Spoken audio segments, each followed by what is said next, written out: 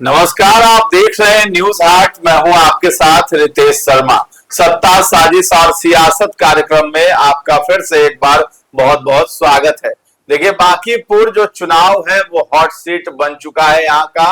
और यहाँ भाजपा ने जिस तरीके से अपने कैंडिडेट का नामांकन वापस ले लिया और नए कैंडिडेट को उतार दिया है, जिनका नाम नीरज सिन्हा बताया जा रहा है, उसको लेकर के जो है रोहिणी आचार्य जो है, यानी लालू यादव की लाडली बेटी है रोहिणी, वो बड़ा दिलचस्पी ले रही है बांकीपुर उपचुनाव में। लेकिन एक तरफ सवाल ये भी उठ रहा है कि तेजस्वी यादव तो लापता है, लेकिन जो बेटी जिसने कभी कहा था कि उनको राजनीति से कोई मतलब नहीं है, परिवार से कोई मतलब नहीं है, वो लगातार ट्वीट करके जो है इस राजनीति में दिलचस्पी लेती हैं। और बांकीपुर का उपचुनाव हो रहा है, इस पर भी वो कटाक्ष करती हुई नजर आ रही, भाजपा को घेर रही। एक तरफ जो है साहेबगंज से भाजपा के विधायक राजू सिंह है, उनको 4 साल की सजा हो गई है हर्ष फायरिंग के मामले में, जिसमें डॉक्टर अर्चना गुप्ता की मौत हो गई थी गोली लगने से। अब उसको लेकर के ये कहा जा रहा है कि ये सीट भी खाली हो जाएगी। लेकिन अब ये चर्चा हो गई है कि राजू सिंह की पत्नी को यहां से उपचुनाव के लिए उम्मीदवार बनाया जा सकता है। तो ये भी मांग उठ रही है। आखिर ये मामला क्या है पूरा, इस पर हम मंथन करेंगे, चर्चा करेंगे। हमारे साथ जुड़े हैं न्यूज हाट के managing editor Ajay Kumar Mishra sir और पत्रकार हैं सागर कुमार। सबसे पहले सर, लालू यादव की बेटी रोहिणी की बात कर लें। तेजस्वी तो कहीं दिख नहीं रहे हैं, अब तो ट्वीट भी नहीं कर रहे हैं, उनकी जगह जो है अब रोहिणी आचार्य ले रही हैं, लगातार ट्वीट करती हैं, भाजपा पे अब तंज कस रही हैं। देखिए, एक बात तो तय है कि भाजपा से बड़ी गलती हो गई, इसको तो मानना पड़ेगा, स्वीकारना पड़ेगा। बांकीपुर सीट को लेकर चाहे वह अनजाने में हुई हो या जानबूझकर हुई हो या साजिशन हुई हो, गलती तो हुई, तो माना जा सकता है, इसको मानना पड़ेगा। जनता भी मान रही है बांकीपुर की। और अभिषेक कुमार बंटी, जिन्होंने नामांकन वापस ले लिया 24 घंटा के अंदर, उनके पिताजी और भी कहते हैं कि इसमें साजिश था किसी का। और साजिश क्या था? तो रोहिणी आचार्य भी तंज कसती है कि देखिए, अब नामांकन का 3 दिन है, अभी तक दूल्हे तय नहीं हुआ है पार्टी का। तो तंज तो वाजिब है, स्वाभाविक है तंज कसना। हालांकि भाजपा ने तो अपना प्रत्याशी तय कर दिया था, अभिषेक कुमार बंटी को, जो भाजपा के युवा मोर्चा से जुड़े हुए हैं। 25-26 साल से वह भाजपा के कार्यकर्ता रहे। लेकिन पार्टी की यह जो है जरूरत थी पार्टी के लिए भी, और पार्टी को चाहिए भी था, नेताओं को भी, कि उसका बैकग्राउंड क्या है। अतीत में झांकिएगा तब न कुछ पता कीजिएगा। आज तेजस्वी यादव को भाजपा लथाड़ती है किस भी आधार पर कि चारा घोटाला के आरोपी के बेटा है, कहती है ना। लालू प्रसाद जी हैं, सजाई याफ्ता भी हैं। तो इसी तरह का जो है, इनके भी माता पिता दोनों थे आरोपी, है ना। अब सजा भी हुई है, 3 साल 2 साल भी लगा, जुर्माना भी लगा, 50,000 का जुर्माना लगा पिता को और 25,000 का जुर्माना लगा माँ को, है ना। मामला दोनों अलग अलग था। एक चाईबासा का मामला था और दूसरा डोरंडा का मामला में तो माफी मिल गई थी इनकी माँ को, चंचला सिन्हा को। तो ये मामला था। तो पार्टी का दायित्व तो बनता ही था कि वह इसकी जांच परख करे क्या क्या है। और इनके शैक्षणिक में भी त्रुटियां थी, जो अभी खबर आई है तो त्रुटियां थी।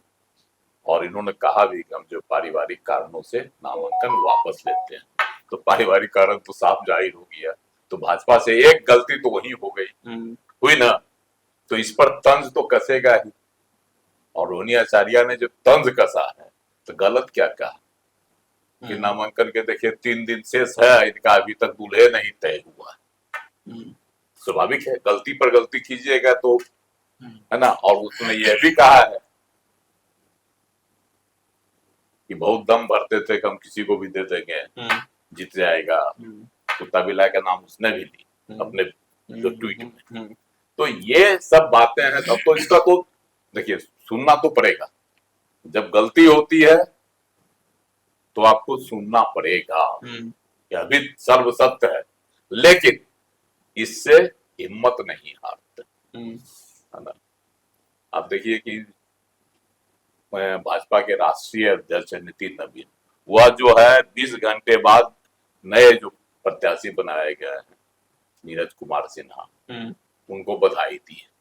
क्या कहिएगा, कल घोषणा हुई, हम्म। है ना, और आज बधाई आज दे रहे शाम में वो बधाई दे रहे हैं, जबकि पार्टी के राष्ट्रीय अध्यक्ष हैं हैं। और उनके ही क्षेत्र में यह विवाद खड़ा हुआ, बवंडर। आज तक भाजपा के इतिहास में नहीं रहा, वो अब मैदान से प्रत्याशी को हटा दे और दूसरे प्रत्याशी को खड़ा करे नामांकन के बाद। पहले में होता है, मतलब पहले तय करने में ठीक है, प्रत्याशी बदल देता है, लेकिन नामांकन करने के बाद वह भी पूरे तामझाम के साथ, और उसको हटा लीजिए, अब हट जाए, मैदान छोड़कर प्रत्याशी भाग जाए,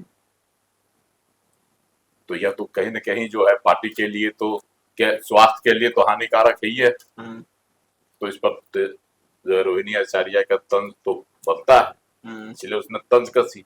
और दूसरी बात है कि रोहिणी इन पर तो तंज कस रही, लेकिन उनके जो अपने प्रत्याशी हैं जो मैदान में उतर गई, उसको यूरोप से उनका नाम दे दिए और उनको टिकट जो है यहाँ राबड़ी देवी दे दी, ये ना भाई, रेखा गुप्ता को सब काम हो गया उनका हॉटलाइन पर, लेकिन अभी तक नहीं आए हैं अपने। नामांकन भी उन्होंने कर दी 9 तारीख को, रेखा गुप्ता ने 9 को कर दी, और 13 को तो करेंगे भाजपा के नए प्रत्याशी नीरज सिन्हा और जन स्वराज के संस्थापक प्रशांत किशोर। ये तो नामांकन अब होगा इन लोगों का भी। तो अब देखना है कि बीजेपी के नामांकन में जो दूसरे प्रत्याशी हैं कितना जो है जोश रहता है। जो हाई जोश था अभिषेक बंटी के नामांकन में, वह जोश इसमें रहता है कि नहीं, इसका भी लोग इंतजार कर रहे हैं।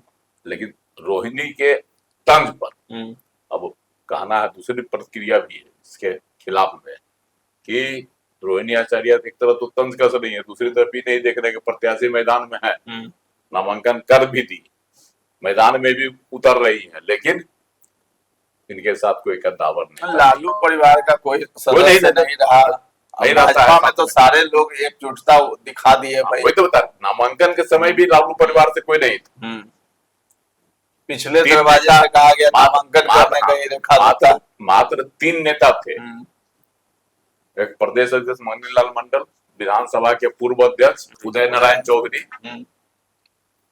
और एक और नेता थे गोला यादव, बस। इसके अलावा तो कोई उनके साथ भी नहीं था। मतलब राजद दिलचस्पी नहीं ले रही है अपने कैंडिडेट में, और चुनाव में नहीं ले रही। हालांकि रेखा गुप्ता ने आज कहा कि वह आएंगे प्रचार में, जरूर आएंगे, है ना। उन्होंने भी जो है इसको, वह आश्वस्त है कि वह आएंगे, और वह इस भरोसे पर भी है कि भाजपा के जो प्रत्याशी बदलने का खेला हुआ उसका लाभ हमको भी मिलेगा। क्या लाभ मिलेगा? क्या लगता है आरजेडी को लाभ मिल सकता है या प्रशांत किशोर को इसका लाभ मिलेगा? देखिए, जैसे ही ये घटनाक्रम हुआ, प्रशांत किशोर से ज्यादा एक्टिव में महागठबंधन आ गया। महागठबंधन शब्द का प्रयोग इसलिए कर रहे हैं कि अब तक चुनाव में केवल राजद थी, लेकिन ये घटनाक्रम जैसे हुआ, राजद तो जैसे नॉर्मल चुनाव लड़ा जाता है और बहुत ज्यादा वो जोश नहीं दिख रहा था, बहुत उत्साह नहीं दिख रहा था। सबको ही जानता था कि वही 40-46 हजार वोट पिछले बार मिला था, तो इस बार और थोड़ा बहुत कट के और कम ही हो जाएगा, तो बहुत उत्साह नहीं था। लेकिन जैसे ये भाजपा का कैंडिडेट बदला, राजद में गजब की फुर्ती आई, और अचानक से आनंद फानंद में आज महागठबंधन की बैठक बुला ली गई प्रदेश कार्यालय में।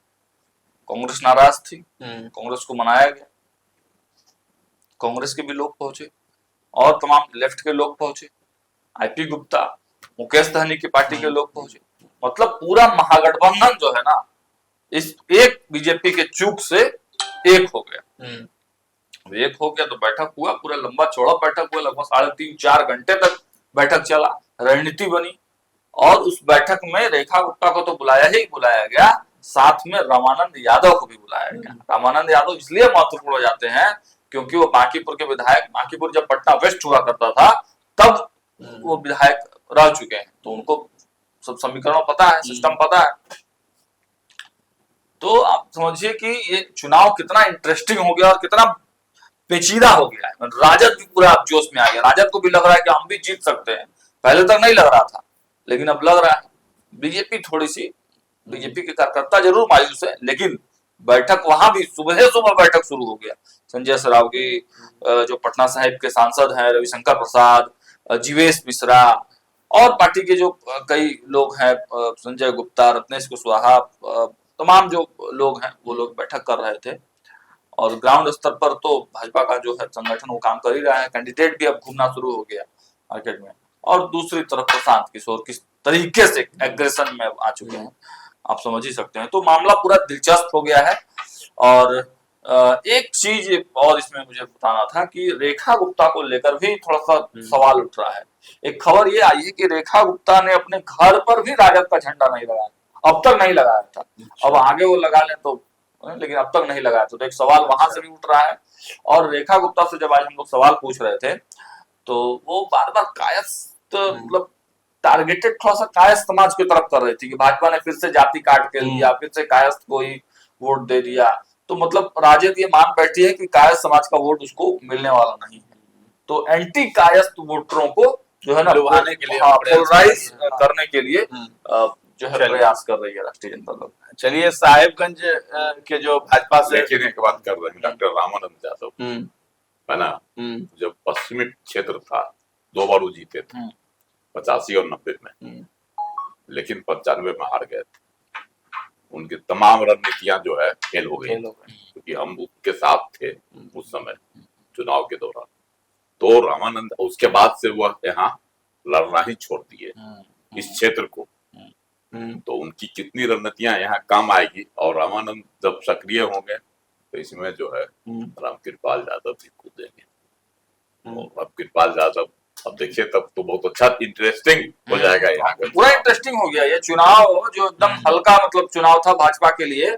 अब भाजपा ने अपनी गलती से अपने पैरों पर कुल्हाड़ी मार लिया है और ये चुनाव बहुत टफ हो गया है। चलिए, ये तो सब मान रहा है कि भाजपा ने जो है यह कदम आत्मघाती हुआ, यह साजिशन है, यह भी तय है, इसमें साजिश है।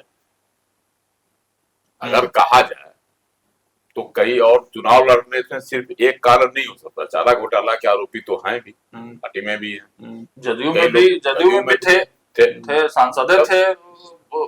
तो ये कोई आरोप नहीं हुआ अगर कहा जाए तो।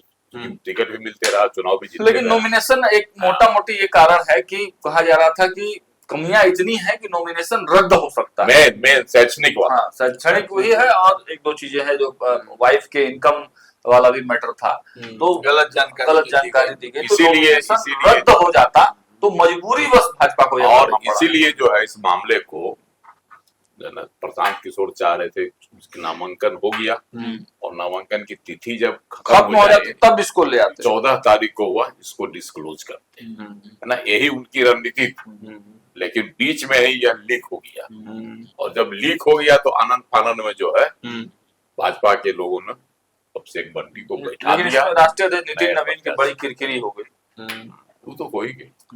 चलिए, साहेबगंज से भाजपा के विधायक राजू सिंह को 4 साल की सजा हुई हॉर्स फायरिंग मामले में। अब चर्चा यही हो रही है कि उनकी पत्नी को यहाँ से मौका मिल सकता है अगर ये सीट खाली हुआ, उपचुनाव यहाँ पे उसकी नौबत आई तो।